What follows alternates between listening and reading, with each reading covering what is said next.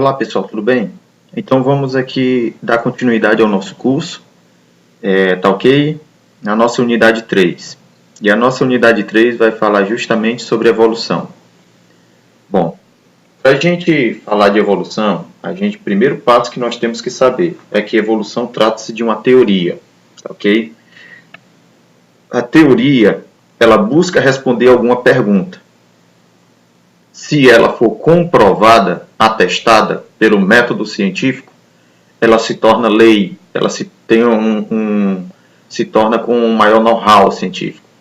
Mas é muito difícil responder a pergunta que a evolução busca responder, que é sobre a questão da origem das espécies, tá ok?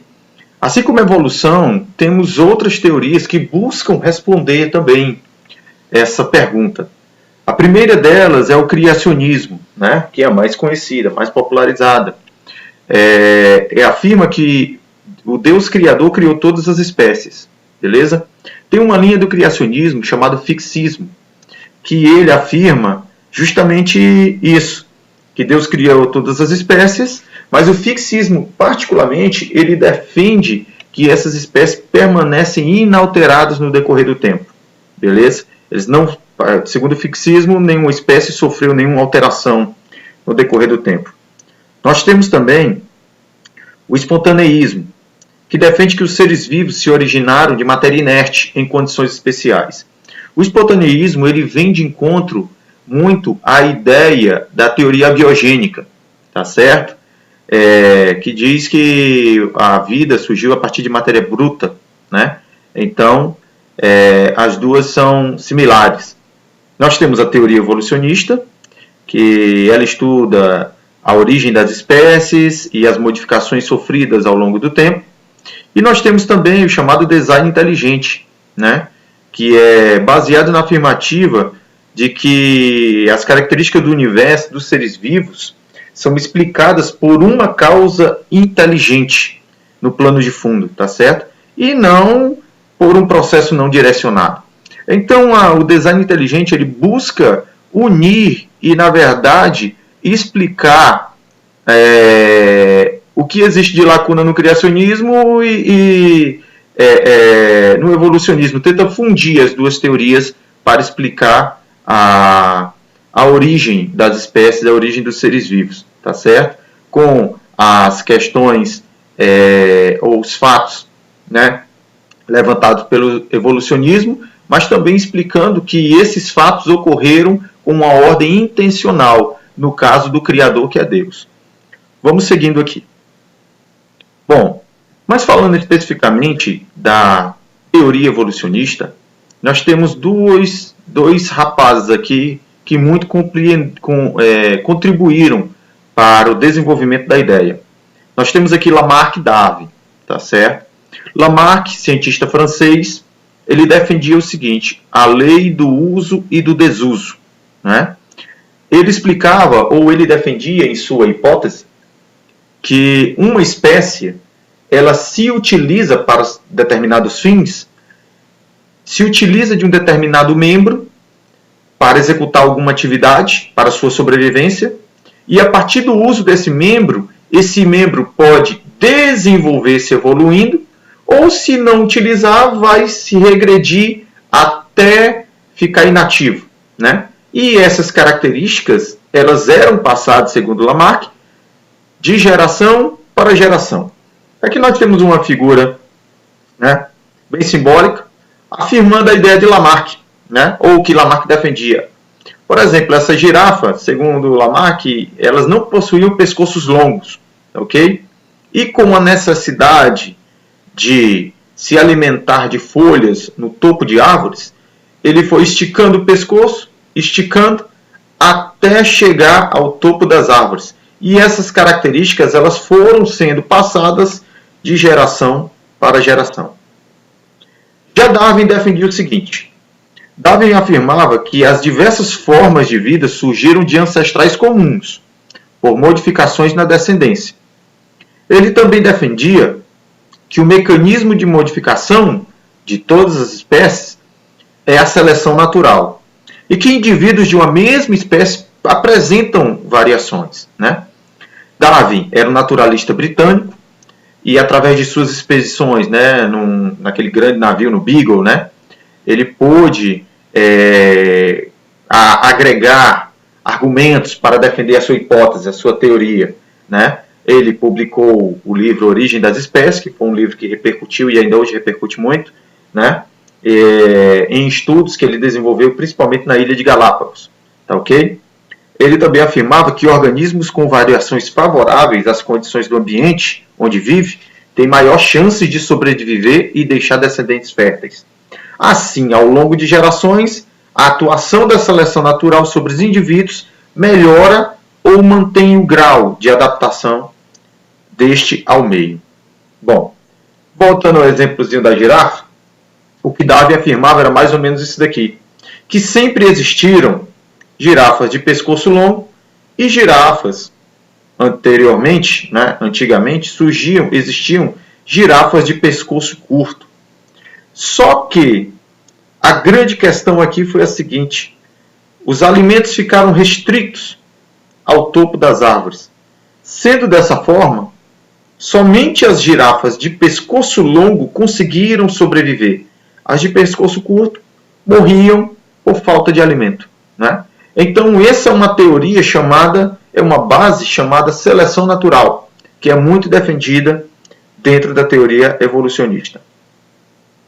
Bom, nós temos algumas ideias ligadas à teoria evolucionista. A primeira ideia, ou o primeiro fato, né, que é ligado à teoria evolucionista, é os registros fósseis, tá certo? Os registros fósseis são vestígios de seres que viveram no passado, todo mundo sabe, né? Formas de vida que eram diferentes do que existem hoje, tá ok? E assim, através desses registros, segundo a teoria evolucionista, dá para você ter alguma comprovação que afirme a sua ideia. Além dos registros fósseis, nós também temos os órgãos vestigiais, né? Um exemplo de órgão vestigial é o apêndice, né? Segundo a teoria, esse apêndice, anteriormente, ele tinha uma grande importância no nosso hábito alimentar, né? Os mamíferos ancestrais comiam folha, precisavam digerir celulose, coisa e tal. E aí, com o decorrer do tempo, essa prática foi sumindo e esse apêndice foi regredindo. Hoje, ele possui sim função, isso é fato, o apêndice ele não é afuncional, ele possui uma função especificamente ligada ao sistema imunológico, né, ao sistema imune, mas é uma função anatomicamente ínfima. Se retirar o apêndice, praticamente não altera nada no organismo, né? Há uma certa variação imunológica, mas não altera grandes coisas, tá certo? Então, essa é uma ideia ligada ao órgão vestigial, beleza? Nós também temos a chamada convergência evolutiva, né? E a convergência evolutiva, ela se explica o seguinte: é um fenômeno evolutivo observado em seres vivos quando estes desenvolvem características semelhantes de origens diferentes. Ou seja, quando o caráter semelhante evolui independentemente em duas espécies, não sendo encontrado um ancestral comum delas. Então, basicamente, a ideia da convergência evolutiva ela vai tentar se sustentar na seguinte afirmação: na exploração do meio pelas espécies variadas. Nós temos aqui mamífero, golfinho, o ictiossal, um réptil fóssil, e o tubarão, que é peixe, né? Na verdade, a origem dos ancestrais desses três, segundo a teoria da evolução, são diferentes, tá certo? Tubarão é um peixe, ictiossal, né? Seria um réptil, uma espécie de réptil fóssil, e o golfinho um mamífero. Mas por eles explorarem o mesmo ambiente, eles estariam tendo uma convergência, estariam convergindo para características específicas necessárias a esse ambiente, que o caso é o ambiente aquático marinho. Beleza? Nós também temos a chamada irradiação adaptativa. A irradiação adaptativa, ela afirma o seguinte: a sua ocorrência se dá no momento em que um determinado grupo acaba ocupando ambientes, podendo originar espécies novas. Esta ocupação ou colonização de novos ambientes submete tais grupos a diferentes condições ambientais. A irradiação adaptativa, basicamente, é o inverso da convergência evolutiva, porque ela procura dizer o seguinte: todos esses seres vivos, aqui no caso, todos são mamíferos, né? Eles possuíam um ancestral comum, um mamífero em comum. Mas por conta dos seus hábitos e da sua sobrevivência em seus habitats, né? Eles procuraram desenvolver características próprias e peculiares, apesar de partir de um ancestral comum. Então, na exploração desses ambientes, eles possuíam e adquiriram características próprias específicas. Então, isso é explicado através da irradiação adaptativa. Nós também temos a questão do isolamento geográfico. Isolamento geográfico, ela é a separação física de subpopulações de uma espécie. As barreiras que isolam essas subpopulações podem ser um rio, uma planície, né? Um vale, planaltos, braço de mar, separação de ilhas e de continentes, etc. Então, o isolamento geográfico ele procura explicar o seguinte: nós temos aqui, por exemplo, uma população original, que por algum motivo aqui, vamos supor um rio, né? Ela passou a ser dividida formando duas subpopulações. Quando não há migração entre essas duas populações e há um isolamento geográfico e, posteriormente, também um isolamento genético, o que é isso, professor? Essa da população aqui, parte populacional, só se reproduz aqui. Essa só se reproduz aqui. Então, posteriormente, a tendência é formar duas novas espécies em populações, duas populações diferentes, a partir da primeira, tá certo? Então, isso é o que procura explicar o isolamento geográfico. E a seleção natural, a gente já viu, né, o processo proposto por Charles Darwin e Wallace também, que é o grande cicerônio, ajudador de Darwin, né, os dois responsáveis pela teoria da evolução e seleção natural.